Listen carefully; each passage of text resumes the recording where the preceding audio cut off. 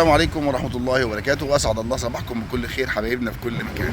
حالة البحر النهارده البحر عالي، جميع البحور المفتوحة عالية، خليت الناس الموجودة في مطروح تنزل البحور الداخلية فقط، محدش ينزل البحور الخارجية رجاء، عشان خاطر البحور الخارجية عالية. خليكم في الشواطئ الداخلية، وليكن شط الهنا اللي احنا بنقول دايما ده شط الهنا من أفضل الشواطئ الداخلية، أو شاطئ لاجون رومل اللي الناحية التانية دول.